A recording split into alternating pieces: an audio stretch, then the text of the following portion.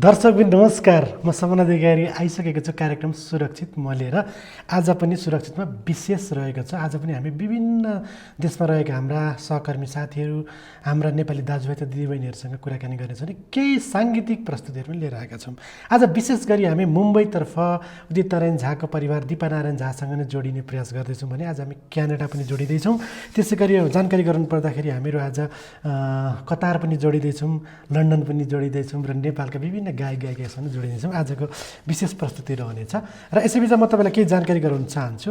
Update लिएर आएको छु मैले। आजसम्म अहिले रेकर्ड हुँदासम्म 24,07,600 मान्छे चाहिँ सङ्क्रमित भइसकेका छन् भने 1,65,083 जना चाहिँ मृत्यु भइसकेको छ। 83 जनाको मृत्यु भइसकेको छ। हिजोभन्दा यो रेन्ज आज 5,000ले बढी हो भनेपछि यो दर अलिकति घट्दै गइरहेको यो अनुभूति भइरहेछ हामीलाई। त्यसै गरी 6,25,312 जना मान्छे चाहिँ उपचार पछाडि घर फर्केको डाटा आइसकेको छ भने छिमेक मुलुक भारतमा चाहिँ 559 जनाको चाहिँ मृत्यु भइसकेको अहिलेसम्म रेकर्ड छ। आज अलिकति विशेष रहेको छ। हिजो अस्तिका दिनहरू यहाँहरूले हेर्दै आउनुभएको छ, साथ दिँदै आउनुभएको छ। विश्वमा रहेका नेपालीहरूको अवस्थालाई हामीले चाहिँ कभर गर्ने कोसिस गरिरहेका छौँ भिडियो कल मार्फत। र हाम्रा जति पनि विदेशमा रहने साथीभाइहरू हुनुहुन्छ उहाँले हामीलाई भरपुर साथ दिनुभएको छ र हामी अब फटाफट ढिलो नगरिकन आज को सम्पर्कमा हुनुहुन्छ उहाँहरूलाई चाहिँ म सम्पर्क ल्याउने कोसिस गर्दैछु। प्राविधिक मित्र, अब हामीसँग कोही सम्पर्कमा हुनुहुन्छ मलाई जानकारी गराइदिनुहोस् त। र तपाईँहरूलाई चाहिँ आज म विश्वका विभिन्न ठाउँ घुमाउने छु, विभिन्न ठाउँको यथार्थ जानकारीहरू लिनेछु। त्यहाँको अवस्थाहरू के छन्, कस्तो छ नेपालीहरूको अवस्था। मलाई आज अरूभन्दा अलिकति बढी चासो चाहिँ मलाई लन्डन, बेलायतको र कतारको रहेको छ। कतारमा हाम्रा दाजुभाइ दिदीबहिनीहरू धेरै मात्रामा हुनुहुन्छ। त्यहाँको अवस्था के छ, त्यहाँको महासचिव पदम गिरी हामीसँग अहिले प्रत्यक्ष सम्पर्कमा आइसक्नु भएको छ। गैर आवासीय नेपाली सङ्घका महासचिव पदम गिरी। पदमजी, कार्यक्रममा स्वागत छ। हजुर, नमस्कार। मलाई समग्रमा बताइदिनुहोस् न, कतारको अवस्था कस्तो छ, हाम्रो नेपाली दाजुभाइहरूको सङ्ख्या कति छ र कसरी चाहिँ त्यहाँ के छ सिर्जना, त्यहाँको अवस्था बताइदिनुहोस् त। धन्यवाद छ यहाँलाई। सर्वप्रथम त मलाई यो लाइभमा यहाँको बारेमा जानकारी दिनु भयो। हामी 4 लाखको हाराहारीमा नेपालीहरू कतारमा बसोबास गरिरहेका छौँ र यो विश्वव्यापी रूपमा सुरु भएको कोरोना भाइरस कोभिड-19 चाइनाबाट सुरु हुने क्रममा युरोपतिर हुँदै अब मध्यपूर्व कतारमा पनि अछुतो रहेन, यहाँ पनि समस्याहरू बढेको छ। आजका दिनसम्म कतारमा 5,000 प्लस सङ्क्रमित पुगिसकेका छन् र जसमध्ये 500 प्लस चाहिँ रिकभर भएर सन्चो भएर घर फर्केका र 8 जनाको अहिलेसम्म डेथ भएको छ। र खास गरी तपाईँहरूलाई म जानकारी गराउन चाहन्छु, कतार सरकारले जब कोरोना भाइरस सुरु भयो त्यसपछि एकदम गम्भीर रूपमा यसलाई कसरी रोकथाम गर्न सकिन्छ, यसलाई कसरी नियन्त्रण गर्न सकिन्छ भनेर विभिन्न सावधानी कदमहरू अपनाएको छ र यहाँको उपचारको लागि, यहाँको सेफ्टीको लागि उनीहरूले एकदमै प्रशंसनीय योग्य कामहरू गरिरहेको छ र त्यसको लागि यहाँको कतार सरकारलाई धन्यवाद भन्न चाहन्छु मैले। किनभने उनीहरूले कुनै पनि आप्रवासी नागरिकहरूलाई र आफ्नो नागरिकहरूलाई फरक तरिकाको ट्रिट गरेको छैन, सबैलाई एकै किसिमको व्यवहार गरिरहेको छ। र अहिले भन्नुपर्दा कतार कम्प्लिटली लकडाउन चाहिँ छैन। विशेष गरी कतारको एउटा इन्डस्ट्रियल एरिया छ जसलाई सनैया भनिन्छ, त्यसको 1 नम्बरदेखि 32 नम्बरसम्म यहाँ स्टेट नम्बर अनुसार हुन्छ। त्यो एरिया चाहिँ विगत 1 महिनादेखि लकडाउन छ, जहाँ धेरै आप्रवासीहरू बस्ने गर्छ, कामदारहरू। बाँकीहरू ठाउँहरूमा अफिसहरूमा 20% स्टाफहरूले काम गर्ने र खोल्नै पर्ने कुराहरू बकलाहरू अथवा यहाँका सुपर मार्केटहरू यस्ताहरू खुला छन्। नै पनि अरू विभिन्न कम्पनीहरू अथवा विभिन्न पसलहरू पनि, नर्मल पसलहरू सबै बन्द छन्। त्यसकारण सुरक्षा राम्रोसँग अपनाइएको छ। अहिलेसम्म त्यस्तो खालको स्थिति भयावह छैन। तर यो लम्बिँदै गयो भने पछि अब त्यस्तै किसिमको आउन पनि सक्छ। र विशेष गरी नेपाली समुदायमा भन्नुपर्दा नेपाली समुदायबाट अहिलेसम्म कुनै पनि मान्छेहरू, व्यक्तिहरू मर्नु भएको छैन र कतार सरकारले पनि कुन देशका कति नागरिक भनेर डाटा दिएको छैन। किनभने व्यक्तिगत गोपनीयताको कुराहरू पनि हुनसक्छ र भोलि गएर यो कम्युनिटीको मान्छे यति धेरै इन्फेक्टेड छ भन्दा कम्युनिटी त्यसलाई हेरे नजर फरक पर्छ भन्ने तरिकाको भएर पनि नदिएको हुनसक्छ, त्यो उनीहरूको ठाउँमा हो विशेष गरी।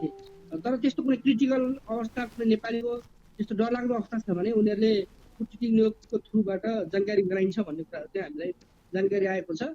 र हामी गैर आवासीय नेपाली सङ्घले जब यो कोरोना भाइरस सम्बन्धीको समस्या आयो आएपछि यहाँ कतिपय कम्पनीहरू लकडाउनमा भएपछि अब काममा नजाने भएपछि अनि उनीहरूको खानपिनलाई असर पर्यो, उनीहरूलाई बस्नको लागि हामीलाई खानको लागि समस्या पर्यो भन्ने किसिमको कम्प्लेन सहित विभिन्न गुनासाहरू आएपछि हामीले गैरावासी नेपाली सङ्घ राष्ट्रिय समन्वय पोषक कतारले एउटा रेस्क्यु एन्ड रिलिफ भनेर एउटा चाहिँ टास्क फोर्स गठन गर्यौँ, जसलाई उद्धार तथा राहत समिति भनेर हाम्रो उपाध्यक्षको अन्डरमा त्यसलाई बनायौँ र बढी बनायौँ। त्यसमा समितिहरू हुनुहुन्छ। त्यो समितिले सार्वजनिक रूपमा सूचना जारी गरेरै हामीले कतारमा कति पहिलो स्टेजमा कति मानिसहरूले समस्या भोग्नु भएको छ, जसलाई खानाको समस्या छ होइन, न्यून स्यालेरी भएकोलाई कम्पनीले अब काम एफेक्टेड भएपछि स्यालेरी नदिने अथवा उनीहरू बाहिर किनमेल गरेर जान नसक्ने अवस्था छ भने त्यस्तो मानिसहरूलाई सहयोग गर्नुपर्छ भनेर हामीले लिस्टिङ गऱ्यौँ। त्यसपछि यहाँको एउटा Qatar charity, Qatar red cross भन्ने सोसल अर्गनाइजेसन छ, उनीहरूसँग सहकार्य गरेर हामीले पहिलो चरणमा 350 जनाहरूलाई खानाको राहत र दोस्रो चरणमा एम्बेसी पनि त्यसमा सम्बन्ध छ, एम्बेसीको विशेष पहलमा 250 गरेर 550 जनालाई अहिलेसम्म गैरावासी नेपाली सङ्घले जो खानाबाट समस्या परिरहेको छ यो लकडाउनको कारणले गर्दा, कोरोना भाइरसले गर्दाखेरि जब एफेक्टेड, बाहिर निस्किन नपाउने र उनीहरूको किनबेच गर्न नपाउने अथवा स्यालेरी टाइममा नभएको कारणले गाह्रो भएकोले उहाँहरूलाई त्यसरी सपोर्ट गरिरहेका छौँ। जुन राहत प्याकेज भनेको एकजनालाई 15-14 दिनको लागि पुग्ने खालको राहत प्याकेज थियो। त्यसपछि यो भयो लकडाउनदेखि बाहिरका कुराहरू। लकडाउन भनेको चाहिँ कम्प्लिटली सरकारबाट सुपरभिजन भएको थियो, त्यो ठाउँमा बाहिरबाट मान्छेहरू जानु पाउने थिएन। अनि मात्र यो गत शनिबार कतार सरकारले पहिलोपल्ट यहाँ कतारमा रहेका विभिन्न देशका कम्युनिटीका लिडरहरूलाई र अन्तर्राष्ट्रिय मिडियाहरू, राष्ट्रिय मिडियाहरू सहितका प्रतिनिधिहरूलाई त्यो ठाउँको अब्जर्भेसनको लागि भिजिटको लागि लिएर गयो। त्यसको बेलामा नेपालको तर्फबाट, नेपाली कम्युनिटी तर्फबाट म आफै अनि आफ्नो अर्को एकजना उपाध्यक्ष हुनुहुन्थ्यो, अनि मानवाधिकार आयोग कतारका प्रतिनिधि एउटा हुनुहुन्छ प्रोफेसर रमजान महल भन्ने हुनुहुन्थ्यो, रमजान मिया भन्ने पनि हुनुहुन्थ्यो। हामी 3 जना भएर नेपाली तर्फबाट, नेपाली कम्युनिटी तर्फबाट प्रतिनिधित्व गऱ्यौँ। हामीले त्यो लकडाउन एरियामा जाँदा के पायौँ भने त्यो भित्र पनि मात्र लकडाउनभित्र जहाँ 21 देखि 25 सम्म चाहिँ रेमिटेन्स पैसा पठाउनको लागि रेमिटेन्सहरू पनि गरिएको, अनि त्यसपछि सुपर मार्केटहरू खुला गरिएको, खानाको लागि रेस्टुरेन्ट, किनभने त्यो एरियामा सबै कम्पनीहरूले पकाएर खान पाइएन, जहाँ चाहिँ बाहिरबाट कम्पनीहरूले बाहिरबाट पकाएर लगाएर पार्सल लगाएर खाने हुन्थ्यो र त्यस कारणले कतिपय कामदारहरूले त्यही रेस्टुरेन्ट नजिकै खानखान रेस्टुरेन्टहरूमा खाने हुन्थ्यो पहिलेदेखि, त्यस कारणले ती पनि खुला गरिएको रहेछ। अनि त्यहाँभित्र आन्तरिक रूपमा गाडीहरू पनि भित्री रूपमा चाहिँ चल्ने रहेछ। यसको अर्थ मैले तपाईँलाई के भन्न खोजेको भने हामीले जुन बाहिरबाट सोच्यौँ लकडाउन हुन्छ कम्प्लिटली लकडाउन होला, भित्र केही पनि छैन होला, मान्छेको बसाइ भयावह होला, उनीहरूलाई खाना पाउनलाई कस्तो समस्या छ, किनबेच गर्न पाएको छन् कि छैनन् भन्ने खालको हामीलाई अलिकति डर पनि थियो, तर त्यस्तो रहेन छ। अनि त्यहाँ गएर हामीले हेऱ्यौँ, त्यो अब लेबर एरिया भएको कारणले पहिला अलि त्यस्तै खालको गार्बेजहरू फोहोरहरू हुने एरिया हो, बाटाहरूमा पनि उनीहरूको कतारका अधिकारीहरूको भनाइअनुसार त्यो एरिया 12 किलोमिटर रहेछ, टोटल 12 किलोमिटर लकडाउन एरिया गरेको। 12 किलोमिटरबाट उनीहरूले त्यो दिनकासम्म 13,000 टन चाहिँ फोहोर गार्बेज चाहिँ उठाइएको भन्थ्यो भन्ने कुराहरू बताउनु भयो। सेनिटाइज गरिएको थियो, रोडहरूमा सेनिटाइज गरिएको थियो, बिल्डिङहरू सेनिटाइज गरिएको थियो। उनीहरूले भन्थे अति आवश्यक पर्ने फ्याक्ट्रीहरू त्यो एरिया भएको फ्याक्ट्री चाहिँ गभर्मेन्टको सुपरभिजनमा गभर्मेन्टले आवश्यक अनुसार चलाइराखेको भन्ने कुरा गर्नुभयो। त्यस कारण त्यस्तो खालको जब एफेक्टेड थिएन, राम्रो थियो। अनि सबैजनाको चाहिँ स्वास्थ्यलाई बहुत ख्याल गरिएको। त्यहाँ जति पनि हामीले मान्छेहरू बाहिरतिर पनि देख्यौँ, उनीहरूको 80% व्यक्तिहरूको चाहिँ पिपीहरू जस्तै मास्कहरू लगाएको, हातमा ग्लोभ्सहरू लगाएको देखियो। त्यो गभर्मेन्ट लेभलबाटै बाँडिएको रहेछ उनीहरू भनेअनुसार। र अर्को कुरा के देखियो भने त्यो एरियामा लकडाउनमा फँसेका कम्पनीहरूलाई उनीहरूको कम्पनीलाई आफ्ना कामदारलाई समयमै स्यालेरी दिनुपर्छ भनेर उनीहरूले सरकारी लेभलबाटै प्रेसर पनि दिएको भन्ने कुरा हामीले जानकारी गरायो। र त्यसमध्ये कतिपयहरू आफै काम गर्ने, आफै बस्नेहरू, जुन स्यालेरी कम भएकाहरू, ढिला भएकाहरूलाई खानाको समस्या भएकालाई उहाँहरूले पनि कतार सरकारले पनि त्यो एरियाभित्र पनि राहतको प्याकेजहरू डिस्ट्रिब्युट गरेको कुराहरू उहाँले त्यो दिनसम्ममा 45,000 बक्सेस राहतको प्याकेजहरू डिस्ट्रिब्युट गरिएको कुराहरू हामीलाई जानकारी दिनुभयो। त्यस कारणले कतार सरकारलाई धन्यवाद पनि भन्नुपर्छ र हामी नेपाली अहिलेसम्म सुरक्षित छौँ भन्ने तपाईँलाई म यहाँबाट जानकारी दिन्छु। पदमजी, अनि भनेपछि त्यहाँ हामीलाई जति पनि त्यहाँ नेपालीहरू हुनुहुन्छ उहाँहरूको अब रोजगारीको अवस्था के, कति गुम्ने, रोजगार गुम्न सक्ने भन्ने पनि कुरो आइरहेको छ, के हुन्छ अब? यस्तो छ, अब यहाँ अहिले कतार सरकारले सम्पूर्ण कम्पनीहरूलाई बेसिक स्यालेरी भए पनि जुन कम्पनीहरू कोरोनाको कारणले कोभिड-19 को कारणले बन्द हुने अवस्था भएको छ अथवा यो लकडाउनका कारणले केही समयको उनीहरूको काम स्टप गरिएको छ, ती व्यक्तिहरूलाई सम्पूर्णलाई स्यालेरी दिनुपर्छ भनेर सरकार यहाँको गभर्मेन्टले सरकारी लेभलबाटै सर्वे गरिसकेको छ। अब यो इम्प्लिमेन्ट ती कम्पनीहरूले कसरी गर्छन् भन्ने कुराहरू हो, किनभने लकडाउन भएको भर्खरै 1 महिना भयो त्यो एरियामा अथवा यो एफेक्टेड भएको, कतिपयले बिचमा स्यालेरी पाइसकेका छन्, कतिपयको स्यालेरी आउने टाइम बाँकी नै छ। त्यस कारणले गर्दाखेरि यो इम्प्लिमेन्ट कसरी गर्छ भन्ने कुरा हो कम्पनीहरूले। तर सरकारले यहाँ एउटा बढी नै क्लियर गरिसकेको छ, यदि कुनै पनि कामदारहरूले आप्रवासीहरूले स्यालेरी पाएन, यो कोरोनाको कारणले एफेक्टेड भएर स्यालेरी पाएन भन्ने किसिमको गुनासो भयो भने यो नम्बरमा कल गर्नु अथवा यो यसमा कन्ट्याक्ट गर्नु भनेर उनीहरूले एउटा बढी नै क्लियर गरेर हामीले हाम्रो यहाँको रेसिडेन्स पर्मिट हुन्छ त्यो नम्बर चाहिँ म यस्तो समस्यामा परेँ भनेर उनीहरूलाई कम्प्लेन क्रिएट गरेर रिपोर्ट गर्यो भने इमिडिएटली एक्सन हुन्छ। त्यसकारण अहिले तत्कालको लागि यो चाहिँ समस्या छैन र पछि यो लङ टाइम बढ्दै गयो भने कतिपय कम्पनीहरू बन्द हुने अवस्था हुन्छ, रोजगारीमा असर नपर्ला भन्न सकिँदैन, यो त भोलिको कुराहरू हो। र अहिलेसम्म चाहिँ त्यस्तो खास अप्ठ्यारो छैन। र बिचमा तपाईँलाई म अर्को के जानकारी गराउन चाहन्छु भने यो लकडाउन स्टार्ट हुनुभन्दा केही दिन अगाडि कतिपय कामदारहरू आफ्नो घर जान भनेर कम्पनीबाट सेटलमेन्ट लिइसकेको छ, स्यालेरी लिएर रेडी भएर फ्लाइट डेट गरेर बसेका व्यक्तिहरू हुनुहुन्थ्यो। उहाँहरू जस्ता व्यक्तिहरू रोकिएको कारणले चाहिँ जस्तो कम्पनीबाट पनि उहाँहरू पूर्ण रूपमा बिदाई जस्तै भइसक्नु भएको छ, काम छोडिसक्नु भएको छ, घर जान रेडी हुनुभएको, सेटलमेन्ट लिइसक्नु भएको। तर अहिले यो फ्लाइटहरू रोकेको कारणले जान नपाएका व्यक्तिहरू चाहिँ अब कसरी हुन्छ, कुनै नियम भनेर हुन्छ कि कसरी हुन्छ, सरकारले हामीलाई घर छिटो फर्काइदिनको लागि प्रोसेस गरिदिनु पर्यो भन्ने किसिमको कन्ट्याक्टमा चाहिँ आउनुभएको थियो। हामी गैर आवासीयसँग पनि हामीले नेपाल एम्बेसीमा यसका बारेमा रिपोर्ट गऱ्यौँ, उहाँहरूलाई जानकारी गराएका छौँ। आशा गरौँ यसको बारेमा छिटै नै सम्बोधन हुनेछ होला। पदमजी, अनि विश्वकप 2022लाई असर पर्ने सम्भावना के छ यसले? हजुर, म तपाईँको क्वेसन सुनिनँ राम्रो। विश्वकप 2022 जुन कतारमा आयोजना हुँदैछ, यो सङ्कटले के असर पर्ने सम्भावना छ कि छैन? यसको लागि चाहिँ म तपाईँलाई भन्छु, कतारले सायद सम्भवतः कम्प्लिट लकडाउन नगरेको कारण यो पनि होला, किनभने त्यसलाई मेगा प्रोजेक्ट भनिन्छ। कतारको 2022सम्मको वर्ल्ड कपको जति पनि त्यो सम्बन्धी रिलेटेड कामहरू छ, स्टेडियमहरू बन्नेहरू छन्, कतिपय स्टेडियमहरू कम्प्लिट भइसकेका छन्, कतिहरू चाहिँ अहिले बन्दै छन्। अब यो वर्ष अब अर्को वर्षसम्म कम्प्लिट हुनेवाला छ। ती कामहरू चाहिँ एफेक्टेड छैन। त्यहाँ काम गर्ने व्यक्तिहरू, त्यहाँ काम गर्ने कम्पनीहरू छुट्टै एरियामा बसोबास गर्ने र ती प्रोजेक्टहरू अहिले पनि कन्टिन्यू पहिला जसरी चलेको छ। धन्यवाद पदमजी, सम्पर्क र जानकारीलाई धेरै धेरै धन्यवाद छ। हामी फेरि पनि सम्पर्कमा रहने कोसिस गर्नेछौँ। अहिलेलाई भने छुट्टिन्छौँ। धन्यवाद। दर्शकबिन्दु, उहाँ हुनुहुन्थ्यो पदम गिरी कतारबाट र उहाँ चाहिँ गैर आवासीय नेपाली सङ्घका महासचिव हुनुहुन्छ। प्राविधिक मित्रहरूले क्यानाडातर्फ जोड्नको लागि पनि अनुरोध गर्दै गर्छु। गोविन्द नेपाल त्यहाँ सम्पर्कमा हुनुहुन्छ क्यानाडाको पनि जान्ने कोसिस गरौँ। र कतारमा अहिलेसम्म एथेन्टिक रूपमा हेर्दा 4 लाखको हाराहारीमा नेपालीहरू रहेको बुझिएको छ। र अहिलेसम्ममा चाहिँ त्यहाँदेखि 5,000 प्लस सङ्क्रमित भए पनि 500 रिकभर भइसकेको र 8 जना मात्रै डेथ अथवा मृत्यु भएको उहाँले जानकारी गर्नुभयो। सनैया भने चाहिँ औद्योगिक करिडोर जहाँ भनिन्छ, औद्योगिक क्षेत्र जसमा चाहिँ धेरै हाम्रा नेपाली दाजुभाइ दिदीबहिनीहरू अथवा कामदारहरू बस्नुहुन्छ। सनैया क्षेत्रको 1 देखि 32 नम्बर ब्लक चाहिँ पूर्ण रूपमा लकडाउन गरिएको छ र त्यहाँभित्र चाहिँ एकदमै टाइट गरिएको छ र सुरक्षाको लागि, सुरक्षित रहनको लागि धेरै राम्रा उपायहरू अप्नाएको नै जानकारी गर्नुभएको छ। र नेपालीहरू त्यस्तो हाताहाती नभएको पनि उहाँले जानकारी गर्नुभयो र कोही पनि नेपाली सङ्क्रमणबाट अहिलेसम्म कोरोना सङ्क्रमण मृत्यु नभएको पनि उहाँले जानकारी गर्नुभयो। र 350 एनआरएन र 250 गरेर नेपाल एम्बेसीको सहयोगमा गरेर 550 जनालाई चाहिँ राहत वितरण गरिसकिएको पनि उहाँले जानकारी गर्नुभयो।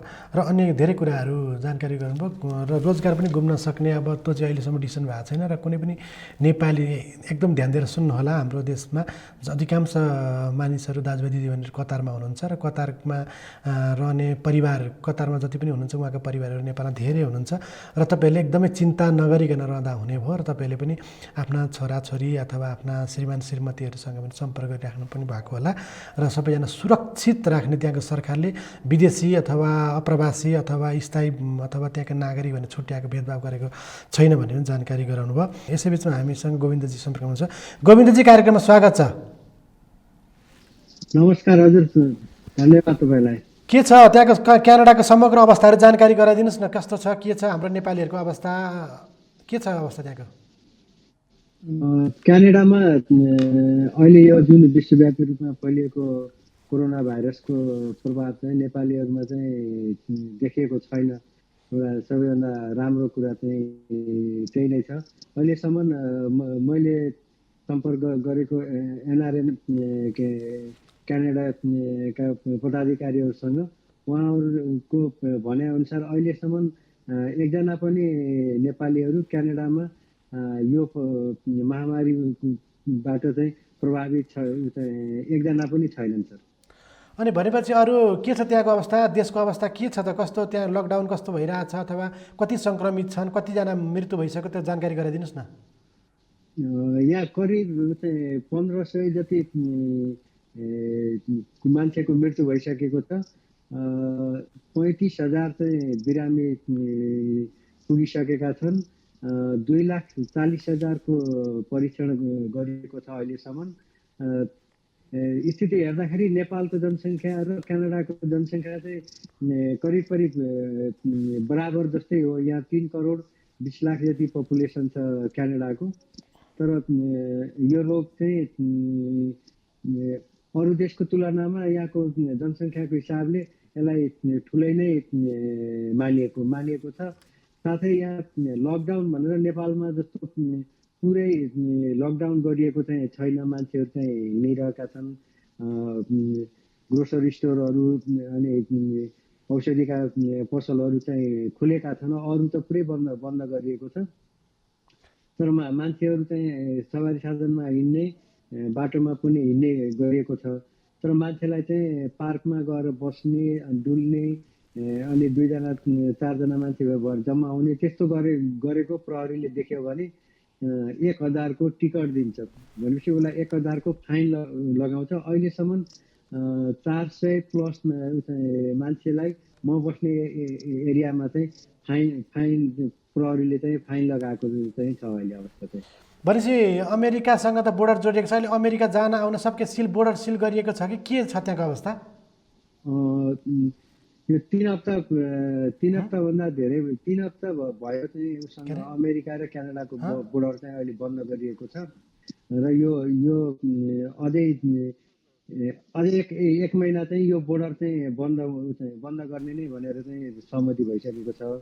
अहिले अमेरिका र क्यानाडाको बिचमा चाहिँ आवत जावत छैन। तर इसेन्सियल सर्भिस जस्तै क्यानाडाबाट उत्पादन हुने मासुजन्य पदार्थ, खानेकुराहरू, दुधहरू अमेरिका जाने गर्छ। अमेरिकाबाट चाहिँ यहाँ ग्रोसरीका जस्तो तरकारीहरू, फलफुलहरू अमेरिकाबाट आउँछ।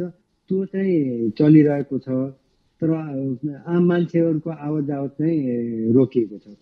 धन्यवाद गोविन्दजी, एकदम राम्रो जानकारीको लागि। त्यति टाढाबाट तपाईँले ती निन्द्रालाई माया मारेर हामीलाई साथ दिनुभयो। के भन्न चाहनुहुन्छ अन्त्यमा जाँदै?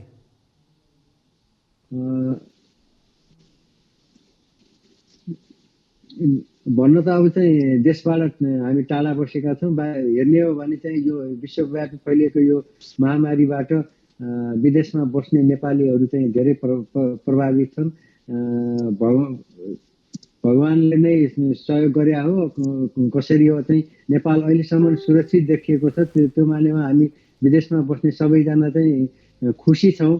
र अहिले जुन किसिमको चाहिँ विश्वव्यापी रूपमा डिस्टेन्स मेन्टेन गर्ने, घरभित्रै बस्ने जुन कुराहरू चाहिँ भन्दै आइएको छ, ती कुराहरूलाई फलो गर्दै साथै भोलिका दिनको लागि चाहिँ नेपाल र नेपालीहरू चाहिँ तयारी रहनुपर्छ आर्थिक रूपमा। अनि त्यसपछि खाद्यान्नको विषयमा, किन विश्वव्यापी रूपमा फैलिएको यो महामारीले गर्दाखेरि त्यसको प्रभाव नेपालमा पर्छ।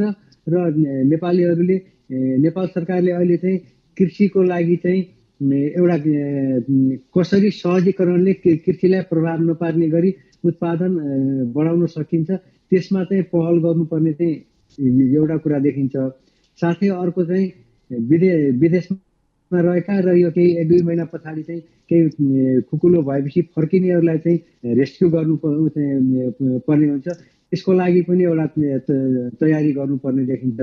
साथसाथै अहिले पनि त्यहाँ चाहिँ जुन रूपमा चाहिँ तराई क्षेत्रमा केही बिरामीहरू चाहिँ देखा परेका छन्, त्यसले तराई क्षेत्रलाई संवेदनशील रूपमा चाहिँ लिएर त्यहाँ केही उहरू चाहिँ स्वास्थ्य कर्मीहरूलाई चाहिँ अलर्ट गरेर राख्नु चाहिँ पर्ने कुराहरू चाहिँ मैले यहाँबाट टाढाबाट देखिरहेको छु भने प्रत्येक व्यक्ति अनुशासनमा बसेर यो विश्वव्यापी रूपमा सबैले मान्दै आएको भन्दै आएको यसको एउटा मात्रै समाधान भनेको एक अर्कालाई नभेट्ने, एउटा फ्यामिलीबाट अर्को फ्यामिली कहाँ आवत जावत पनि नगर्ने, अति आवश्यक भन्दा बाहिर ननिस्किने, यही नै यसको चाहिँ उपाय हो र त्यही नै अपनाउनको लागि चाहिँ मैले चाहिँ अनुरोध गर्छु सम्पूर्ण नेपाली दाजुभाइ दिदीबहिनी आमा बुवा सबैको लागि चाहिँ म चाहिँ त्यही अनुरोध गर्दै नमस्कार गर्छु।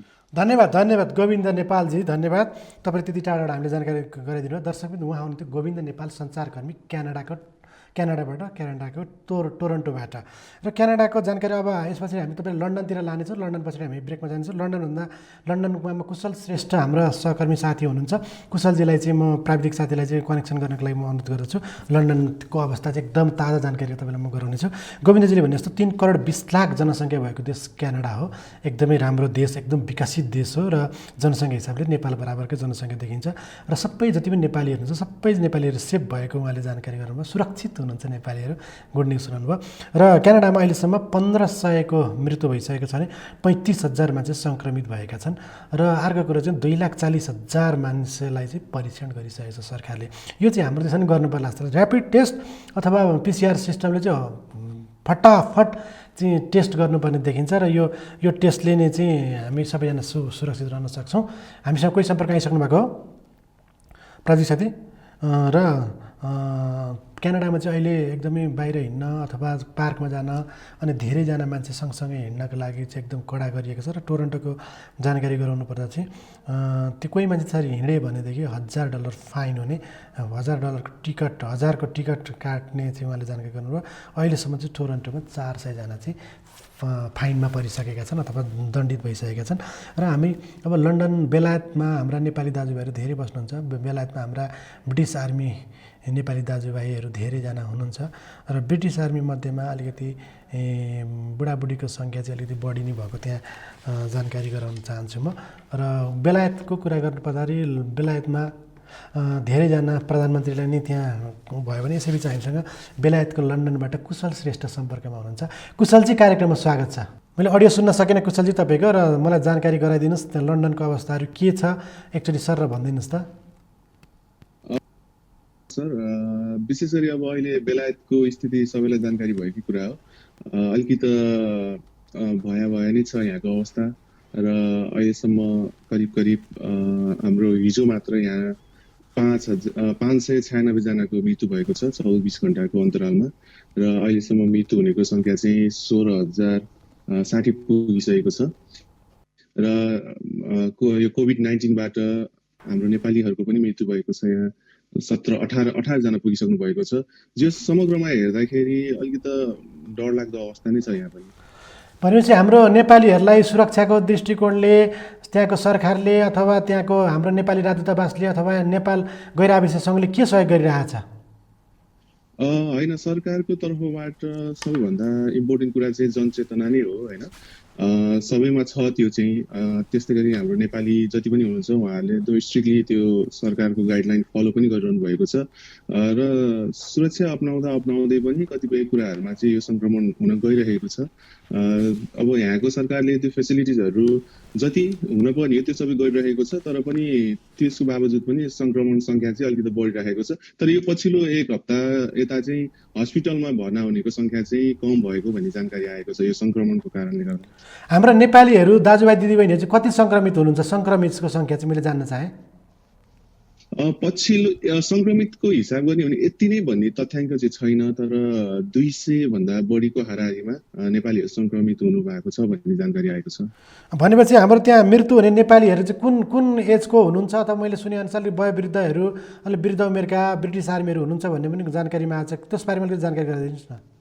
हजुर। अहिले जतिजना हाम्रो 18 जना जति नेपालीहरूको निधन भएको छ त्यसमध्येमा चाहिँ धेरै जसो ब्रिटिस फ्यामिली एक्स गोर्खाजहरू हुनुहुन्छ, वृद्धहरू, अनि प्राय पुरुष हुनुहुन्छ। मृत्यु हुने सङ्ख्यामा चाहिँ धेरै जस्तो हाम्रो गोर्खा फ्यामिलीबाट हुनुहुन्छ। अनि भने त्यहाँ अलिकति जातीय विभेद पनि आएको, जातीय विभेदमा हिंसा भएको, गाडीहरू जलाइएको अथवा यस विषयमा पनि केही कुरा समाचारहरू आइरहेको छ, यो चाहिँ के हो, खास कुरो के हो?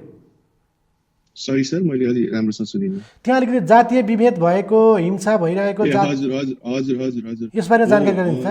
केही यहाँ मात्र होइन, अहिले विश्वभरि नै अलिकति जातीय भन्दा नि आप्रवासी जो प्राय एसिया मुलुकबाट आइरहनु भएको छ, आप्रवासीहरू हुनुहुन्छ यहाँ, तिनीहरूमा धेरै थोरै अलिअलि देखिरहेको छ। र त्यो चाहिँ अब यो सर्टेन टाइमको मान्छेहरूको यो क्षणिक टाइमको लागि आक्रोश हो जस्तो लाग्छ।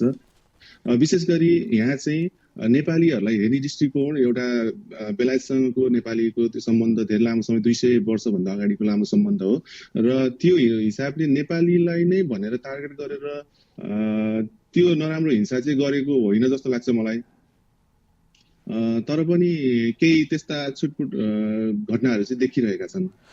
मैले अर्को जान्न चाहेँ, तपाईँले एकदम क्लियरली भनिदिनुहोस्, तपाईँ सञ्चारकर्मी भएको नाताले त्यहाँको जस्तै सङ्क्रमणको भयभीत अवस्था देख्नुभयो, देशमा मान्छे मरिरहेका छन्, मान्छे बिरामी भइरहेका छन्, त्यहाँको विकसित मुलुकमा प्रधानमन्त्री पनि त्यसरी सङ्क्रमित हुनुभयो भने तपाईँले त्यहाँको देश देखेको परिदृश्य चाहिँ कस्तो थियो, अलिकति नेपालीलाई बुझ्ने गरी भनिदिनुहोस् त। यहाँले भन्ने जस्तै यहाँको अहिले पछिल्लो अवस्था चाहिँ अलिकति दयनीय नै छ।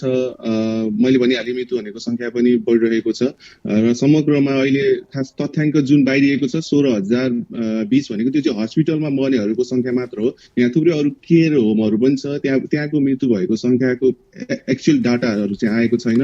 यहाँको गभर्मेन्टले निकालेको तथ्याङ्क अनुसार चाहिँ 20,000सम्म पुग्ने सम्भावना देखिएको छ, तर त्यो करिब पुगिसकेको छ। त्यसैले त्यो अझ बढ्ने सम्भावना पनि देखिएको छ। र नेपालीको कुरा गर्ने हो भने यहाँ बस्ने भएको नेपालीहरू सबैजनाले सुरक्षा एकदम स्ट्रिक्टली अप्नाइरहनु भएको छ र केही विद्यार्थीहरू पनि समस्यामा परेको भन्ने देखिएको छ। र विशेष गरी विद्यार्थी पछिल्लो यो सेप्टेम्बरमा आएको यो नयाँ सेसनमा आएको विद्यार्थीहरू करिब 200 विद्यार्थीहरू समस्यामा परेको भन्ने जानकारीमा आएको छ। र उहाँहरूको लागि यहाँ विभिन्न स्थानीय संस्थाहरूले सहयोग पनि प्रदान गरिरहनु भएको छ। र त्यसै गरी वृद्धहरूमा चाहिँ 60 वर्ष माथि नाग्नु भएको, जसको आफ्नो यहाँ परिवार छैन, बुवा आमा मात्र बचिरहनु भएको छ, उहाँहरूको लागि अलिकति समस्या देखिएको छ। र उहाँहरूको सहयोगको लागि पनि यहाँको स्थानीय संस्थाहरूले केही पहल गरिसकेको अवस्था छ। त्यसैले नेपाली समुदायमा चाहिँ जति बाहिर समाचारमा आएको छ त्यति दयनीय चाहिँ छैन, तर सुरक्षा अपनाउनु पर्ने चाहिँ देखिन्छ। धेरै धेरै धन्यवाद छ कुशलजी, नाम अनुसार तपाईँ कुशल र सेफ रहनु होला। धेरै धेरै धन्यवाद। हस्, थ्याङ्क यू सो मच। यहाँहरू पनि सुरक्षित रहनु होला। धन्यवाद। दर्शकवृन्द, उहाँ हुन्थ्यो कुशल श्रेष्ठ सञ्चारकर्मी बेलायतको लन्डनबाट। उहाँले जानकारी गराएअनुसार चाहिँ हिजो मात्रै बेलायतमा 596 जनाको मृत्यु भएको छ। अहिलेसम्म टोटल मृत्यु दर चाहिँ 16,060 जना त्यहाँ मृत्यु भइसकेको छ भने नेपालीहरूको 18 जनाको मृत्यु भइसकेको छ। एकदम दुःखद खबर। सबैभन्दा बढी नेपाली ती मृत्यु भएको छ। विश्वमा अहिले 28 जना नेपालीको मृत्यु भयो भने बेलायतमा मात्रै 18 जनाको मृत्यु भएको छ। र बढी मात्रामा ब्रिटिस आर्मीबाट रिटायर हुनुभएको अलिकति वृद्धहरू चाहिँ अलिकति बढी मृत्यु भएको नि जानकारी गराउनु भयो भने 200 जना चाहिँ सङ्क्रमित भएको नेपाली छ। त्यहाँ अलिकति एसियाली अप्रवासीहरूलाई चाहिँ अलिकति भेदभाव भएको भन्ने कुरा पनि समाचारमा आएको। तर नेपालीलाई चाहिँ अलिकति 200 वर्षभन्दा पुरानो हाम्रो नाता भएकोले गर्दा नेपाली ब्रिटिस आर्मीको कारणले पनि नेपालीलाई चाहिँ अलिकति बढी सम्मान गर्ने पनि उहाँले जानकारी गराउनु भयो। धेरै धेरै धन्यवाद छ कुशलजी तपाईँको यो जानकारीको लागि। दर्शकवृन्द, हामी यसै गरी अब भने अलिकति इन्फर्मेटिभतिर जानेछौँ। केही गीतहरू पनि सुन्नेछौँ, स्रष्टाहरूसँग जोडिनेछौँ, सर्जका गीतहरू पनि सुनेछौँ। धेरै कोरोनाको त्रासबाट हामी नरहौँ, अलिकति त्यसबाट पनि विमुख रहौँ भन्ने हाम्रो प्रयास हुनेछ। अब हामी एउटा ब्रेकमा जाने बेला भइसकेको छ। ब्रेक पछाडि हामी अलिकति साङ्गीतिक माहौलमा तपाईँलाई जोड्नेछौँ। अब भने लिन चाहन्छु कार्यक्रममा एउटा छोटो ब्रेक। दर्शकवृन्द, यो छोटो ब्रेकपछि पुनः स्वागत छ कार्यक्रम सुरक्षित मामा। सुरक्षित मामा तपाईँलाई अहिलेसम्म हामीले क्यानाडा, कतार र लन्डन बेलायत जोडिसकेका छौँ। त्यहाँको नेपालीहरूको अवस्थाहरू एकदमै तपाईँलाई ताजा जानकारी गरिरहेका छौँ। अब हामी अलिकति माहौल साङ्गीतिक गर्नेतिर लाग्दैछौँ। अब हामी अलिकति साङ्गीतिक माहौल गर्नको लागि चाहिँ तपाईँहरूलाई चाहिँ म विभिन्न सङ्गीत साधकहरूसँग चाहिँ जोड्ने प्रयास गर्छु। अब हामी मुम्बईतर्फ दिपा नारायण झा चाहिँ उदित नारायण झाका बहुचर्चित गीतहरूको खानी भएको उदित नारायण निवासमा जोड्नेछौँ। त्यहाँ अलिकति प्राविधिक मिस्टेक भइरहेछ र दिपा नारायण झा नेपाली चेली हामीसँग जोडिन बहुत प्रयास गरिराख्नु भएको छ। उहाँका मिठा गीतहरू तपाईँले सुन्नुभएको छ। चियाबारीमा बहुतै हिट गीत छ, चाहन्छु म तिमीलाई बहुतै हिट गीत छ। कुसुमे रुमालका बहुचर्चित गीतहरू छन्। दिपा नारायण झाको गीतले धेरै नेपालीहरूको मन जितिसकेको छ। उहाँ हाम्रो नेपाली चेली हुनुहुन्छ र उदित नारायण झा उहाँको श्रीमान हुनुहुन्छ, आदित्य नारायण झा उहाँको छोरा हुनुहुन्छ। उहाँहरूसँग जोडेर उहाँहरूको बारेमा केही गीत सुन्ने र उहाँहरूको बारेमा त्यस्तो जानकारी ल्याउने प्रयास हामी गरिरहेछौँ र हामी प्राविधिक साथीलाई चाहिँ म फटाफट चाहिँ उतातिर जोड्नको लागि अनुरोध गर्दछु र जोड्ने बित्तिकै मलाई जानकारी गराउनु होला। दर्शक यसै बिचमा तपाईँलाई चाहिँ एउटा जानकारी के लिएर आएको छ भने आजसम्मको डेथ रेट के छ भनेर म तपाईँलाई जानकारी गराउन चाहन्छु। अमेरिकामा अहिलेसम्ममा 40,565 जना निधन भइसक्यो। यसै बिच हामीसँग दिपा नारायण झा मुम्बईबाट जोडिनु भएको छ। दिपाजु, कार्यक्रममा स्वागत छ। हजुर, सबैलाई दिपा नारायण झाको नमस्कार। बम्बईमा लकडाउन छ, अहिले ठिकै छ। त्यस्तै हो, लकडाउनमा घरमा बस्नुपर्छ। तपाईँहरूलाई पनि मेरो यही सल्लाह छ, घरमा बस्नुहोस्, स्वस्थ रहनुहोस्, सुरक्षित राख्नुहोस् अनि लकडाउनको आज्ञाको पालन गर्नुहोस्। यो हामी सबैको लागि राम्रो हो हैन? तपाईँ आफ्नो लागि राम्रो, परिवारको लागि राम्रो, देशको लागि राम्रो, विश्वको लागि राम्रो। त्यसले गर्दा घरमै बस्नुहोस्, लकडाउनको आज्ञाको पालन गर्नुहोस्। भनेपछि यही सल्लाह दिन्छु। अहिले तपाईँ उदित नारायण झा, आदित्य नारायण सबैजना सँगै परिवार बसेर के गर्नुहुन्छ? लकडाउन कसरी बिताइराख्नु भएको छ? आदित्य नारायण झा आफ्नो इन्टरभ्यू दिनुहुँदैछ, आफ्नो यही सबलाई सन्देश दिनुहुँदैछ, राम्रो सन्देश। अनि उदयजी पनि त्यही गर्नुहुन्छ। त्यसमै व्यस्त छौँ अहिले हामी। आफ्नो आफ्नो कोठामा आफ्नो आफ्नो सब सन्देश दियो, बस्यो, आफूसँगै खाना खायो। खाना म पकाइहाल्छु। अब सबै नेपालीले जति पनि टेलिभिजन हेरिराख्नुहुन्छ उहाँ नेपालीहरूलाई के भन्न चाहनुहुन्छ? जति पनि तपाईँका गीत सुन्ने धेरै श्रोता दर्शकहरू हुनुहुन्छ, उहाँलाई के भन्न चाहनुहुन्छ तपाईँ? सबै नेपाली दर्शकहरूलाई दिपा दिदीको प्यारो न्यानो नमस्कार, प्यार, आशीर्वाद, ढोक, शुभ ढोक। त्यही भन्न चाहन्छु कि जहाँ पनि रहनुहुन्छ सुरक्षित बस्नुहोस्, आफ्नो स्वास्थ्यको ख्याल राख्नुहोस्, किनकि बाहिर जानु राम्रो होइन अहिले हैन? हाम्रो के भन्छ, नेपाली भन्छन् छुवाछुतको रोग। त्यो यो जो कोरोना जो निस्केको छ नयाँ बिमारी, यो छुवाछुतको रोग हो।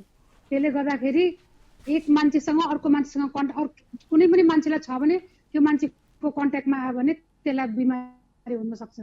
त्यसले गर्दा म यही रिक्वेस्ट गर्छु, सबजना घरमा बस्नुहोस्, सुरक्षित रहनुहोस्। कोरोनाका लागि मैले थुप्रै गीतहरू पनि गाइसकेको छु, त्यसलाई भन्छु म।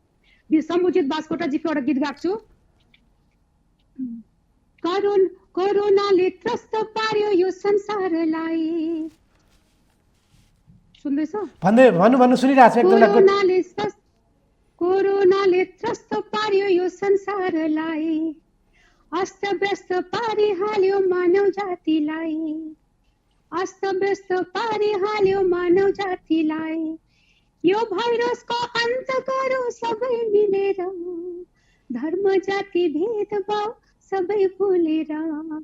कोरोनाले त्रस्त पार्यो यो संसारलाई। दिपाज्यू, धेरै धेरै धन्यवाद छ नि। हजुरले फेरि हजुरको बहुचर्चित गीत चियाबारीमा एकचोटि टुक्रा सुनाइदिनु पर्यो आम दर्शकहरूको लागि। हुन्छ, सुनाइदिन्छु। सधैँ उडी हिँड्ने बादललाई, सधैँ फुलिरहने फुलहरूलाई, कुन खुसी आज नौलो भई फैलियो मेरो चियाबारीमा, चियाबारीमा हो, चियाबारीमा, चियाबारीमा हो, चियाबारीमा। अब मेरो व्यक्तिगत रिक्वेस्टमा हजुरलाई मेरो एकदमै फेभरेट गाना चाहन्छु म तिमीलाईको सानो टुक्रा पनि म सुन्न चाहन्छु। म त्यसको त्यति वर्ड याद छैन मलाई। चाहन्छु म तिमीलाई नै, चाहन्छु म तिमीलाई नै, चाहन्छु म तिमीलाई नै, चाहन्छु म तिमीलाई नै। अन्त्यमा हजुरलाई एकदमै मनपर्ने नेपाली गीत एउटा, तपाईँलाई मनपर्ने गीत एकचोटि अलिकति एउटा टुक्रा सुनाइदिनुहोस्, जब लाखौँ दर्शकहरू खुसी हुन सकुन्। तपाईँको आवाज त मेरोमा के आएको छैन, तर म अनुसारले बोलिरहेको छु तपाईँ के भन्नुहुन्छ भनेर। एउटा गीत सुनाउन चाहन्छु। अहिले सब वाइफ, हस्बेन्ड, बोयफ्रेन्ड, गर्लफ्रेन्ड सबैजना घरमा हुनुहुन्छ सँगै, त यो एउटा गीत थियो मेरो उपहारको एल्बमको। के पो थियो? झिका तुलो जोखौँ आज कसको माया कति, गाह्रै पर्ला पाउन तिमीले मेरो माया जति। झिका तुलो जोखौँ आज कसको माया कति, कसले दिला तिमीलाई माया मैले दिए जति झिका तुलो जोखौँ माझ कसको माया कति के गाउँदै बस्नुहोस् ल घरमा। धन्यवाद छ। एकचोटि उदित नारायण झालाई एकचोटि हेलो नमस्ते नेपालीहरूलाई नमस्ते गराइदिन पाएको भए हुन्थ्यो। एकदम उदित नारायण झा तपाईँ पनि एकदम नमस्कार सब उहाँ सुनाउनु भएको छ। उहाँ पनि अर्को कोठामा इन्टरभ्यूहरू गर्नुहुँदैछ। अब 36 भाषामा गाउनुहुन्छ र 36 किसिम मतलब टेलिभिजनबाट उहाँलाई दिनहुँ आउँछ र व्यस्त हुनुहुन्छ। आदित्य पनि आफ्नो व्यस्त। तपाईँहरू सबैलाई उदित नारायण दिपा नारायण आदित्य नारायणको तर्फबाट एकदम नमस्कार। पशुपति बाबाले सबैको रक्षा गरून् यही चाहन्छु। नमस्कार। धन्यवाद धन्यवाद सम्पर्कलाई धन्यवाद। दर्शकवृन्द उहाँ हुनुहुन्थ्यो बहुचर्चित गायिका दिपा नारायण झा। उहाँले बडो मिठो गीत सुनाउनु भयो चियाबारीमा हो मलाई मनपर्छ चाहन्छु म तिमीलाई सुनाइदिनु भयो। उपहार एल्बमको आलोकश्रीको सङ्गीत रहेको उपहार एल्बमको बहुचर्चित गीत उहाँले सुनाएर जानुभयो झिक तुलो जोखामुटु भन्ने असाध्यै राम्रो गीत सुनाएर जानुभयो। अब हामी त अस्ट्रेलियातिर जोड्न जान्छौँ। अस्ट्रेलियामा सञ्जीव पराजुली हुनुहुन्छ। उहाँको गीत तपाईँले सञ्जीवको मुखबाट सुनेपछि मात्र तपाईँले चिन्न सक्नुहुन्छ को हो सञ्जीव भनेर। सञ्जीव पराजुली अस्ट्रेलियामा हुनुहुन्छ। उहाँलाई फटाफट म कनेक्सन गर्नको लागि साथै अनुरोध गर्छु। अब माहौल अलिकति सङ्गीतमय बनिसकेको छ। अब हामीसँग के सम्पर्कमा आइसक्नु भएको हो सञ्जीव पराजुली को हुनुहुन्छ? सञ्जीव पराजुली अस्ट्रेलियामा हुनुहुन्छ। अस्ट्रेलियाको बारेमा उहाँले मलाई जानकारी गराउनुहुन्छ के छ नेपालीहरूको अवस्था। अस्ट्रेलियामा धेरै नेपालीहरू हुनुहुन्छ। उहाँहरू धेरै विद्यार्थी हुनुहुन्छ र धेरैजना परिवारसहित पनि अस्ट्रेलियामा बस्नुभएको छ। अस्ट्रेलियाको अवस्था पनि उहाँले जानकारी गराउनु हुनेछ भने उहाँले बहुत चर्चित गीत तपाईँहरूले अहिले सञ्जीव पराजुलीलाई नामले मात्रै नचिन्न सक्नुहुन्छ दर्शकवृन्द। उहाँले गीत गाइसकेपछि थाहा पाउनुहुन्छ सञ्जीव पराजुली को भनेर। ल उहाँ सम्पर्क आइसक्नु। सञ्जीवजी कार्यक्रममा स्वागत छ। हजुर नमस्कार। के छ सञ्जीवजीलाई जानकारी गराइदिनुहोस् ताजा जानकारी अस्ट्रेलियाको समग्र नेपालीको र तपाईँको पनि भनिदिनुहोस् त कस्तो अवस्था छ त्यहाँको। यहाँ पनि लकडाउन छ। म यहाँ विशेष कामले यता आएको थिएँ अस्तिसम्म त्यही थिएँ। लकडाउन ठ्याक्कै सुरु हुनुभन्दा अगाडि यता आइपुगेँ र म पनि यतै अड्केको छु अहिले लकडाउनको कारणले गर्दा। र अहिले अस्ट्रेलियामा चाहिँ नेपाली कम्युनिटी जुन बढ्दो कम्युनिटी छ यहाँ स्ट्रङ छ नेपाली कम्युनिटी जसमा चाहिँ 8वटा केस चाहिँ कोरोना भाइरसले सङ्क्रमणमा भएको चाहिँ 8वटा केसहरू आएको थियो जुन चाहिँ उपचार भइवरिकन उहाँहरू चाहिँ फर्किसकेको घर फर्केको अवस्था छ। अनि म चाहिँ अहिले सिडनीमा छु र सिडनीमा 4 जना र बाँकी अरू ठाउँमा गएर 4 जना गरेर चाहिँ 8वटा त्यस्तो केस थियो। अनि अब यहाँ पनि अब लकडाउनको अवस्था छ। आइसोलेसनको कुराहरू छ। त्यसै गरी अब अत्यावश्यक वस्तुहरूको किनमेलको लागि मात्रै आवत जावत गर्न दिइएको छ। अनि भनौँ न अब लकडाउनको अवस्था भएको हुनाले अब धेरै यता हिँडुल गर्ने होइन अब पार्टी सार्टी गर्ने एउटा हुन्छ नि भेला हुने साथीभाइ भेट्ने त्यस्तो खालको केही छैन। अब एकदमै सेल्फ आइसोलेसनको कुराहरू पनि छ। समयमा भनौँ अब होल वर्ल्ड नै यसको चपेटामा छ र यहाँ पनि त्यस्तै छ। अनि मेरो कुरा गर्दाखेरि मेरो ठिकै छ राम्रै छ अहिलेसम्म त्यस्तो केही छैन राम्रै छ। आइसोलेसनमा छु घरमै छु लकडाउनमा छु भनौँ बसिबसाइ छ। अब विभिन्न प्र्याक्टिसहरू गऱ्यो होइन अब रियाजहरू गऱ्यो म्युजिकल गतिविधिहरू चाहिँ आफ्नो जे छ छँदैछ यस्तै बितिरहेको छ दिनहरू। धन्यवाद सञ्जीव सर एकदमै राम्रो इन्फर्मेसन दिनुभयो। अब म सङ्गीतमय बनाउन चाहन्छु। तपाईँका गीत नसुन्ने कोही नहोला नेपालीहरू सारा नेपाली प्रतीक्षामा छन्। अब तपाईँको गीतले मनोरञ्जन प्रदान गरौँ। ल गीत सुरु गरौँ त। हुन्छ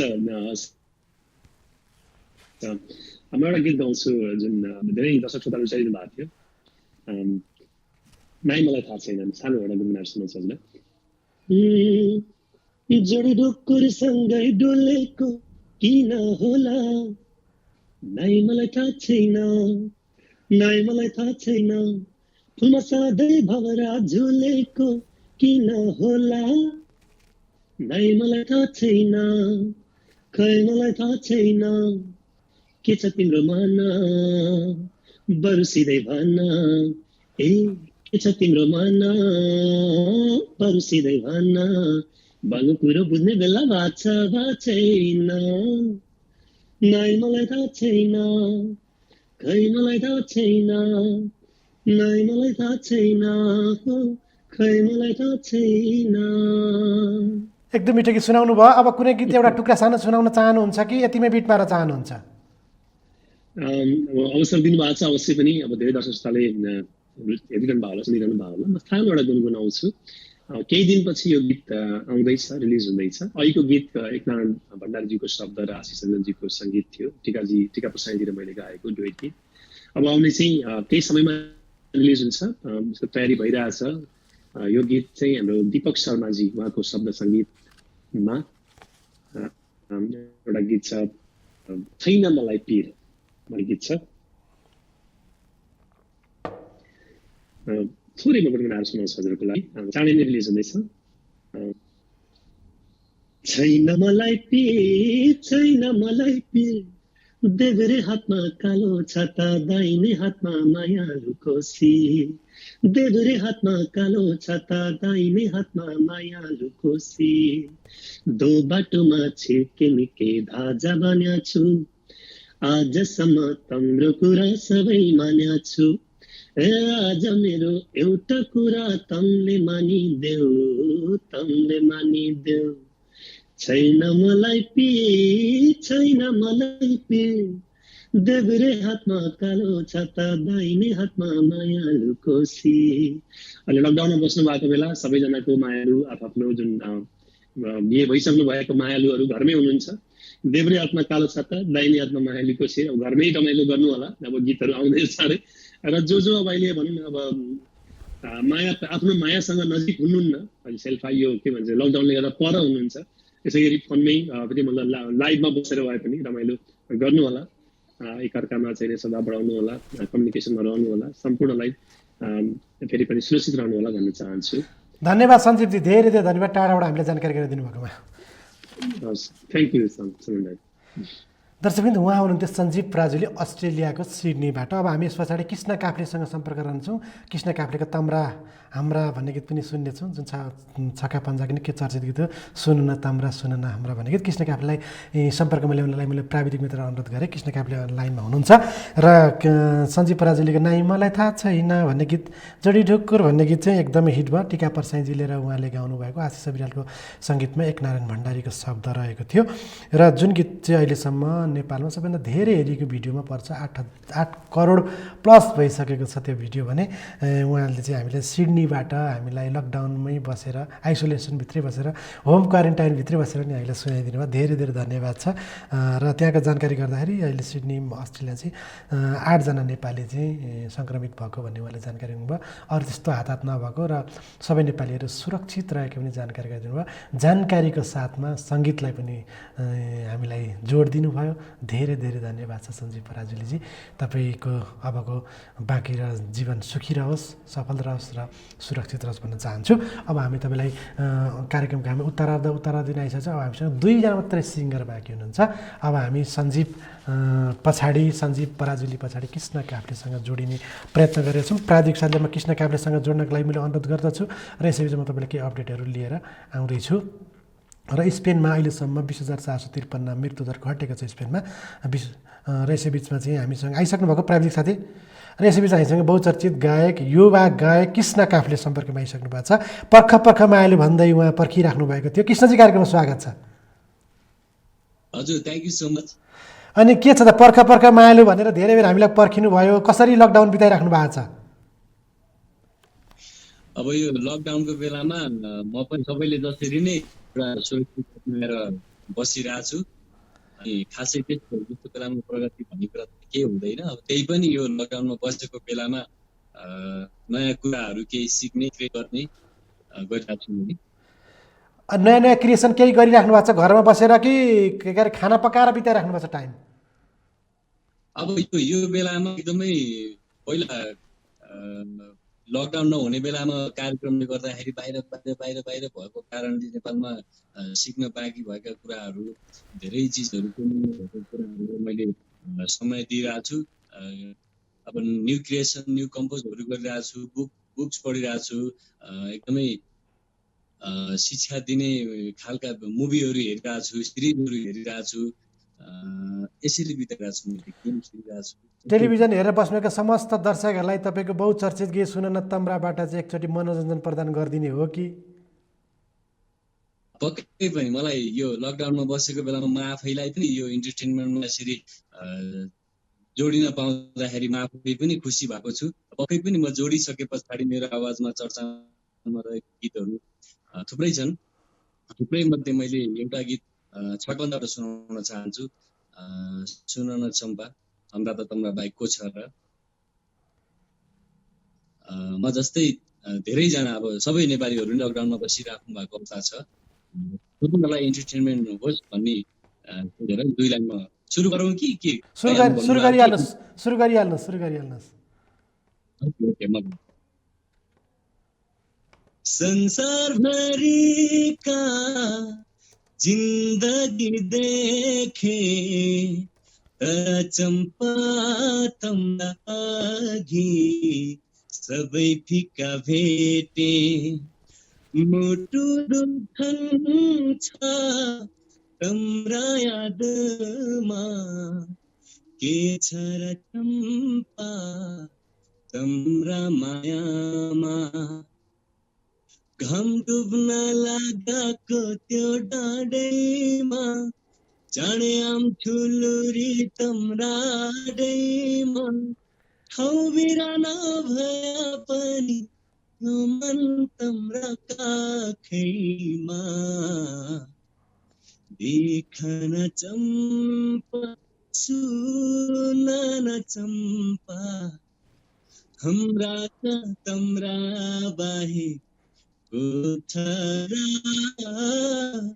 तम्रा नि हाम्रा बाहे कोठरा।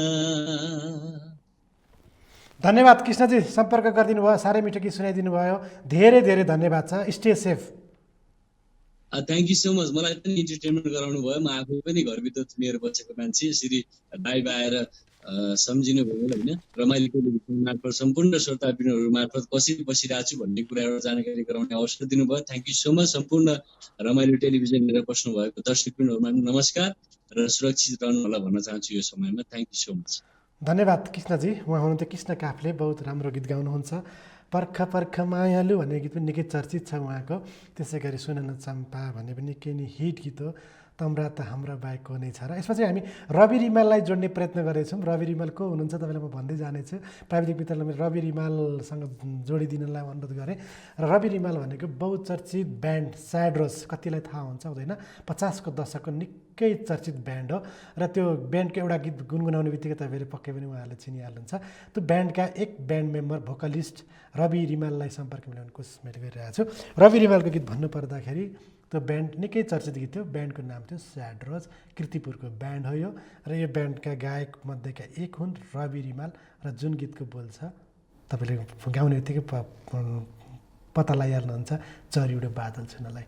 चरी उडो बादल छुन म बसेको रेलले उडो पर्खी बस्छिन् कान्छी एक्लै बस्नलाई, बहुचर्चित गीत थियो। चरी उडो बादल छुनका गायक रवि रिमाललाई पनि सम्पर्कमा ल्याउने कोसिस गर्छ। रविजी आज हाम्रो अन्तिम हाटिस हुनुहुनेछ। दर्शकबिन हामी के जानकारी गराउँछौँ, भोलि हामी तपाईँहरूलाई सङ्गीतमय बनाउनेछौँ। भोलि हामीसँग सबै गायक गायिका मात्र जोडिनुहुनेछ र गायक गायकको सुमधुर स्वरमा तपाईँहरूले भोलि गीत सुन्न सक्नुहुन्छ। र यसैबिच हामीसँग गायक रवि रिमाल सम्पर्क हुनुहुन्छ। रवि, कार्यक्रममा स्वागत छ। एकदम धन्यवाद समनजी तपाईँलाई। अनि के छ, लकडाउन कसरी बिताइराख्नु भएको छ समनजी? के रविजी, माफ चाहन्छु। अनि कसरी बितिरहेको छ त लकडाउन अहिले? लकडाउन सामान्य अरू नेपालीले जसरी त्यसरी नै घर बस्यो। भनेपछि किर्तिपुरको ताजा अवस्था के छ? सुनसान छ लकडाउनमा? किर्तिपुरको लगभग सुनसानै छ। भनेपछि ल, रवि अब यति बहुचर्चित गायक, यति राम्रो ब्यान्डको मान्छे, आज रविकोबाट मुखबाट चाहिँ चरी उडो बादल सुने एकचोटि सुनौँ न, सारा दर्शकलाई पनि सुनाऊँ न त। ए ल, हुन्छ नि, स्योर, वाइ नट। धेरै धेरै धन्यवाद तपाईँलाई। सुनिहाल्ने? सुनिहालौँ, सुरु गरौँ। सुरु नै गर्ने हो? ओके, है त।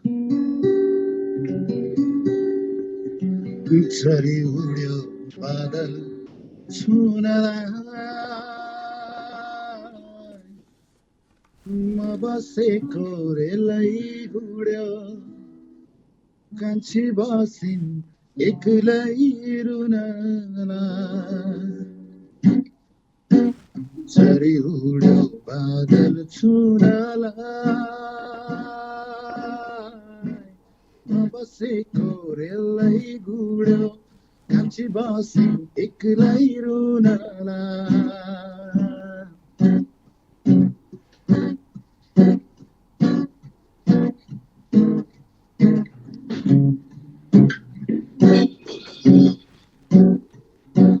आइतबारे मेलैमा गएको कान्छीसँग भेट भएको, आइतबारे मेलैमा गएको कान्छीसँग भेट भएको माइखोलाको तिराईमा बसी नछुटिने कसम खाएको नछुटिने कसम खाएको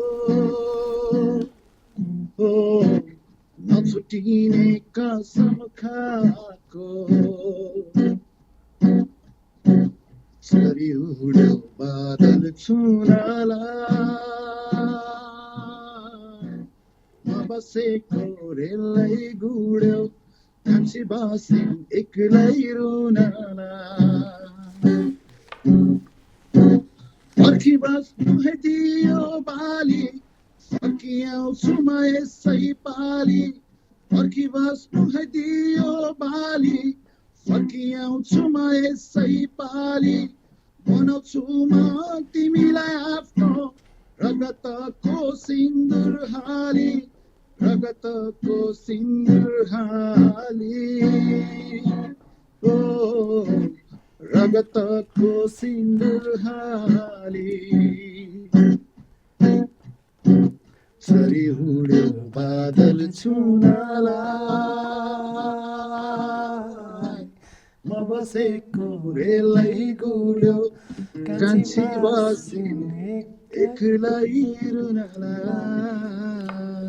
वाह वाह वाह वाह रविजी धेरै धेरै धन्यवाद छ। बहुत पुरानो गीत बहुत मिठो गीत ताजा गीत गराइदिनु भयो। अन्तिममा सारा दर्शकलाई के भन्न चाहनुहुन्छ रविजी? अब अहिले नेपालको अवस्था सबैलाई थाहा छँदैछ। अब हामी नेपालीले लकडाउनको पूर्ण पालना गर्ने भन्दा अर्को केही उपाय छैन। हाम्रो जेनेरेसनले धेरै कुरा देख्यो, भूकम्प देख्यो, ठुला ठुला राजनीतिक परिवर्तनहरू देख्यो, प्लस यस्तो महामारी पनि देख्यो। अब एउटा सबैजना सुरक्षित हौँ होइन, नेपालमा त्यस्तो कुनै पनि हताहत नहोस् अरू देशमा भएको जस्तो। सम्पूर्ण नेपाली गीत सङ्गीत प्रेमी दाजुभाइ दिदीबहिनीहरूलाई नेपाली गीत सङ्गीतलाई माया गरिदिनुहोस्। अहिलेको अवस्थामा घरमा बस्नुहोस्, नेपाली गीत सङ्गीत सुन्नुहोस्, माया गर्नुहोस् भन्न चाहन्छु। यति नै हो, अरू त के र होइन। धन्यवाद मेरो अनन्य मित्र रवि। धेरै पछि कुराकानी पनि गर्न पाइयो, प्रत्यक्ष हेर्न गीत सुन्न पाइयो। धेरै धन्यवाद। धेरै धेरै धन्यवाद सम्बन्धित। दर्शकवृन्द, उहाँ हुनुहुन्थ्यो मेरो अनन्य मित्र रवि रिमाल कीर्तिपुरबाट। हामी धेरै पहिला सँगै सहयात्रा गर्थ्यौँ, आज सँगै गीत सुन्ने मौका नि पाइयो। धन्यवाद रवि तिमीलाई, र जति पनि समय दियो त्यसको लागि म आभारी छु यहाँलाई। आजको यस विशेष परिस्थिति यति नै। भोलिको दिनमा हामी एकदमै साङ्गीतिक माहौलमा जोडिनेछौँ, केही खुसी हुनेछौँ र यो लकडाउनलाई हामी रमाइलो गर्नेछौँ। यसमा तपाईँहरू प्रतीक्षा गरेर बस्नुहोला। आजको लागि यस विशेष परिस्थितिमा मलाई साथ दिनुहुने मलाई मेरो प्यारो भाइ अशोक खड्कालाई धेरै धन्यवाद दिन चाहन्छु। एमसिआर मलाई साथ दिने मनोज कुमार राईले धन्यवाद दिन चाहन्छु। एडिटिङमा मलाई साथ दिने मेरो अनन्य भाइ हिमाल साउलाई धन्यवाद दिन चाहन्छु। र सम्पूर्ण युनिटका साथमा तपाईँलाई पनि सुरक्षित रहन अनुरोध गर्दछु। र यही भन्दै आजको यस कार्यक्रम विशेष प्रस्तुतिबाट म पनि बिदा लिन चाहन्छु। नमस्ते।